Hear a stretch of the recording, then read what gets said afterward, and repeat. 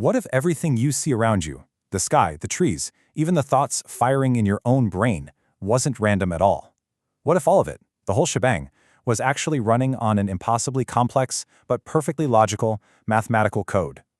Well, that is the wild idea we are diving into today. So let's just jump right into it with the big question. Is the universe just one random event after another, or is there something else going on? Is it running on some kind of hidden deterministic code? This is the core of a framework called Multicode 6.0. The idea is that what we call chance might just be a system so incredibly complex we haven't figured out its instruction manual yet. At its heart, the theory says reality works like a resonant system. Think of a guitar string. When you pluck it just right, it vibrates at a perfect frequency, and you get this beautiful, pure note. The idea here is that the entire universe is doing something similar, and that the music it's playing is written in some of the deepest, most complex math humans have ever discovered, starting with a structure that has, I gotta say, a truly awesome name. Okay, so the foundation for this whole cosmic code is a real thing, a mathematical object with seriously the best name ever, the monster group. It's called sporadic because it's a total weirdo. It's this beautiful, one-of-a-kind structure that doesn't neatly fit into any other known family in mathematics. And its scale, well, it's just staggering. Get this, that number represents the number of symmetries, or elements, inside the monster group. It's an 8 followed by 53 zeros. To put that in perspective, that number is bigger than the number of atoms in 1,000 Earths, and this theory suggests all of that mind-boggling complexity is actually part of a single, perfectly ordered system. So, you might be asking why this monster thing specifically? Well, the theory says its key properties aren't just random mathematical quirks. Take its 19-4 irreducible representations. Okay, a simple way to think of these is like the group's primary colors, the fundamental ways you can look at it. This theory maps those directly onto our reality, suggesting they are the 19-4 channels our universe can vibrate or resonate on. Okay, so let's be real. If the monster is the blueprint for all of reality, how in the world are you supposed to read it? I mean, you can't just stare at a structure with 10 to the 53rd elements and have the secrets of the universe pop out. Well, the multicode theory proposes a very specific tool designed for exactly this. It's called the binary drill, and it's pretty much what it sounds like. Imagine an algorithm that can take a system of astronomical complexity and just systematically drill down, layer by layer, simplifying it at each step until it hits rock bottom, its most fundamental binary state. And it does this work in a very specific numerical playground.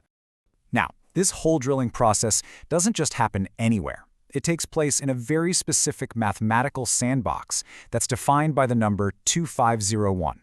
And that number isn't random either. It's the product of two prime numbers, 41 and 61, which makes it a super stable and predictable environment, kind of like the perfect clean workshop for the drill to do its job without any mistakes. And right here, you can see the drill doing its thing. It starts at the top, at 2501, and using a defined set of rules, it just methodically whittles that complexity down and down, all the way until it can't go any farther, landing on the number 2. This is supposed to prove that the whole system is deterministic. No matter how complex it starts, the destination is always the same, the number 2. The ultimate binary state, on or off, yes or no, true or false. So, what that drill process shows is that the system is incredibly stable. It's designed to resolve itself, to always find a simple, fundamental answer. But here's the thing. A perfectly stable system is also kind of boring. For a code to actually carry meaningful information, it can't be perfectly uniform. You need a flaw, a deliberate, beautiful break in the symmetry. So let's see how this code supposedly generates actual meaningful information. First, you have what the theory calls the symmetry horizon, and it's represented by the number 240. You can think of this as the system's default setting, its most stable, predictable, perfectly symmetrical state. It's like a perfectly smooth, unchanging wave. But, perfect symmetry is static. It doesn't create anything new. To get life, you need to introduce an imperfection, a gap. And this gap is represented by the number 89. Which just so happens to be the 11th number in the famous Fibonacci sequence, that mathematical pattern of growth we see all over the place in nature, from seashells to galaxies. So the big question is, what happens when you take that perfect sterile symmetry, the 240, and you subtract this little piece of organic natural growth, that Fibonacci gap of 89? Boom. You get 151. And according to this theory, this isn't just some random number left over. No way. This is it. This is the prime resonance signal. It's the secret key that emerges from that tension between perfect order and natural organic growth. It's the core frequency of the entire system. Okay, let's all just take a breath here. Because we've just gone down a pretty deep rabbit hole of some really abstract stuff. And this is the perfect time to stop and draw a really, really important line in the sand. We need to talk about the difference between established, verifiable science and a fascinating but speculative framework like this one. This is a super critical distinction to make. The word scaling gets used in two very different ways. On one side, you've got unit scaling. This is a real, totally legit tool used every single day in things like AI and supercomputing to make sure complex calculations don't go haywire. On the other side, you've got a metaphysical idea called global scaling, which has been widely criticized as pseudoscience. It is absolutely crucial to understand that the multicode framework is built on the scientific principles of scaling and resonance, and has nothing to do with that other controversial philosophy.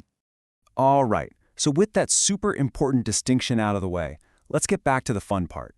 Let's look at where these core ideas, resonance, complex binary systems, are actually popping up in real-world science. Because they are, and they're leading to some absolutely incredible technologies. And you know what? These abstract concepts really do have echoes in the real world. That whole idea of resonance, it's literally being used to build these amazing biosensors that can detect chemicals in your brain in real time. The idea of a fundamental binary state, that is the beating heart of quantum computing, where we can now measure the spin of a single atom. We're even finding hints of this stuff in space, with the discovery of all 5 DNA building blocks on an asteroid, suggesting the patterns for life might be universal. And this really brings us full circle, back to this powerful idea from the source material. This theory isn't describing a chaotic, random universe. It's painting a picture of a universe that is exquisitely calibrated, a system designed for stability, with everything vibrating to that core signal, 151. And this, of course, leads us to the biggest, most mind-bending question of all.